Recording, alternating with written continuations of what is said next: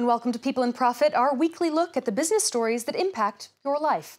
I'm Kate Moody. Coming up, 30 years on from Black Monday, are global stock markets heading for another crash, or can the record highs keep going up? Another scandal at a Japanese firm has sparked safety concerns at manufacturers around the world. Is the Made in Japan brand past its prime? And from weed to wine, why some farmers in Lebanon are finding a more lucrative line of work growing grapes. On October 19, 1987, U.S. stocks crashed more than 20%, their biggest ever one-day collapse.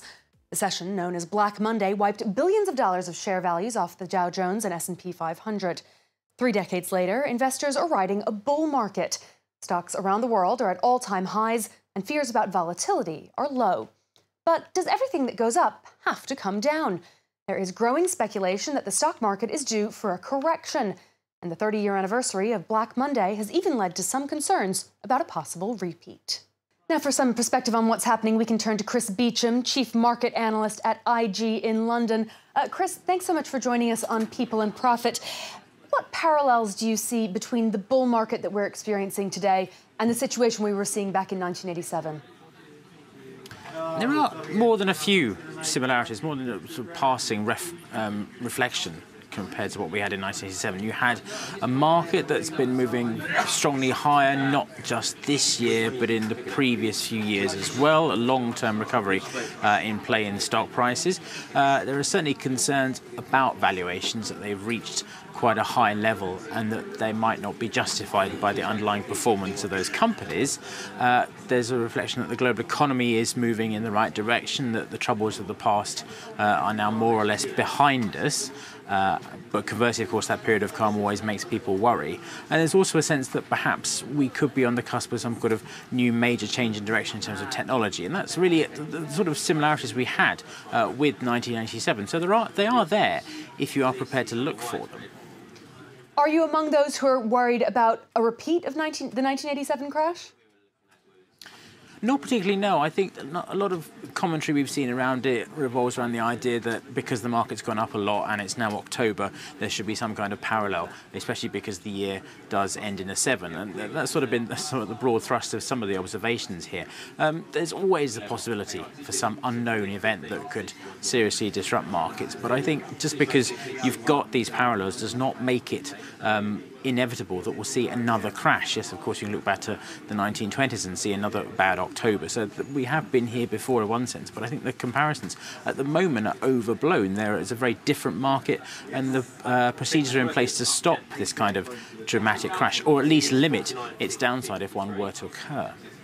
What lessons have been learned since that crash of 1987? Was that really an event that shaped the market we have today, or have there been other more important developments? Well, certainly, if you look back to 87, the reports into that crash then did say that maybe market liquidity and the functioning of the market, the proper functioning of the market, would be aided by the creation of a new type of security that would help to offset the sort of tripping, the wire tripping, if you like, among a large number of stocks that suddenly sent the market into freefall. And then you get the exchange-traded fund, which is what we have today, the security that tracks the movement of an underlying index. And because people are trading broadly more in the index now through that ETF, through that exchange-traded fund, that provides you with greater liquidity. You also get this idea that if there's a disparity between the price of the index and the ETF itself, or other between the ETF and the underlying index, that there are also people prepared to step in and buy the difference, so that people are arbitraging that difference, so that you get a limited downside. It really is a seminal event, I think, if you look back, and we've had similar flash crashes back in 2012 and since then as well, relatively of short duration and nowhere near as dramatic. So there's definitely been improvements, and certainly in the technology field, things are far more advanced than they were 30 years ago. Now, you mentioned the ETF, the exchange-traded funds. Their value has exploded in the last few years. How might they weather a possible downturn in the markets? Well, that's, I suppose, the potential worry is that you would get a wave of selling coming through in these ETFs. But even if you look at the exponential growth, as you rightly point out, over the past few years, there's still a relatively small proportion of the market. They're there to provide that extra liquidity. Most of the market is still done in the underlying securities that make up an index, say the S&P 500, for example. ETFs are increasing in importance and will continue to increase importance in coming years, but they still represent a relatively small proportion of the market. Now, Donald Trump has been talking and indeed tweeting a lot about the record-breaking state of the stock market, taking credit for that. And of course, his promises for tax reform and deregulation have contributed to those gains. To what degree do you think he really can take credit? I think there's very little he can say that really concrete, that really means that he is responsible, or his election and his policies are very responsible for this rally in the market. I think even this idea of the Trump trade that took hold so strongly from November into, say, March or April of this year, I think that is probably overstated. What we saw was investors piling into US securities that were fundamentally undervalued, really, or underowned. And I think while there's a lot of optimism about a tax reform plan, potential deregulation that could boost the stock market yet further, the rally's foundations are built on improving earnings and improving economy, not just improving US economy, but an improving global economy as well. And that's why the stock market continues to move higher and higher. Might some of his more belligerent rhetoric actually spook the markets?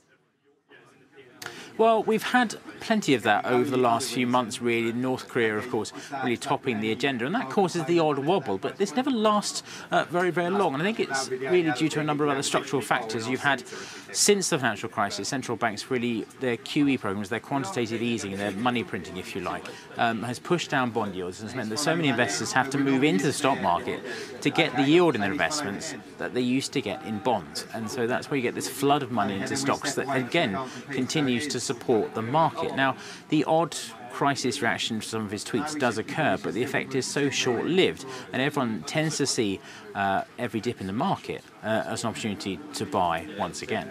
All right, Chris Beauchamp, Chief Market Analyst at IG, thank you so much for joining us on People and Profit. Next up, makers of trains, planes, and automobiles around the world have been scrambling to conduct safety checks after a major supplier admitted falsifying inspection data on shipments of 20,000 tons of metals over the last year. Kobe Steel is Japan's third largest steel maker, which provides aluminum, copper, and steel to industries around the globe. Its shares plunged 40% in the week after the revelations, with its chief executive admitting that clients had no reason to continue to trust the firm. It's the latest in a string of scandals at Japanese corporations, raising questions about whether the country's reputation as a bastion of industry is now at stake. Made in Japan does have its technological strength. I hope the reputation built by our generation can be passed on.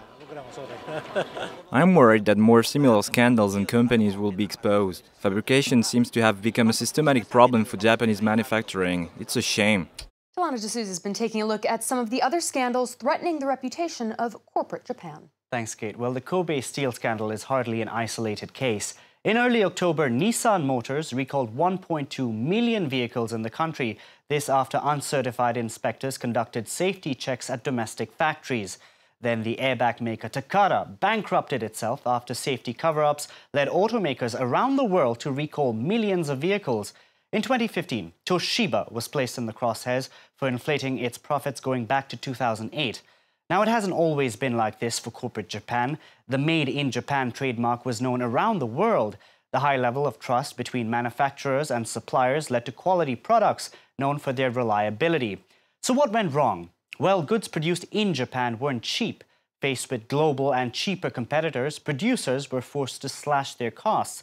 This lowered investment in suppliers and led to fewer quality checks.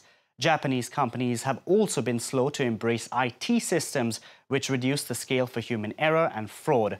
The government has tried to fix the problem. A new corporate governance policy was introduced 2 years ago. Its aim is to get more independent directors onto the boards of Japanese companies. The hope is to reduce the risk of scandals by introducing a sense of dynamism. Compliance rates have been encouraging. Now, despite the negative publicity surrounding many Japanese firms in the recent past, corporate profits out of the country have continued their climb, although analysts are split if the rise is linked to a stronger global economy and if the raft of scandals could reverse this trend. Kate, back to you. Well, D'Souza, thank you so much. Now, the Bekaa Valley is one of the poorest areas in Lebanon.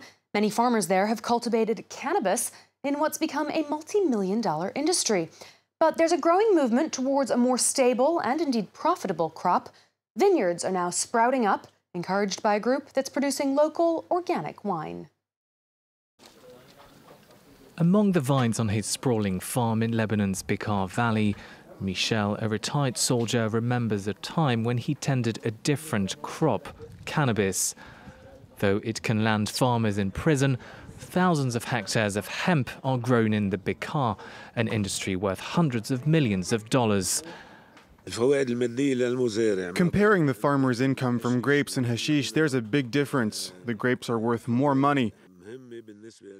If you planted hashish and vines over 2 areas of the same size, you would get twice as many grapes as hashish. Across the street, a small plantation of cannabis grows, surrounded by vineyards. But around 220 farmers in the region, like Michel, have turned instead to organic grapes, encouraged by a small cooperative. Bring them an alternative crop that thrives and makes money, and they won't want to grow cannabis anymore. People don't want to grow cannabis. We're proof of this. Why? Because this type of life, being an outlaw, this is not normal. It's not good. You can't raise your children, take care of your family. You can't picture your future.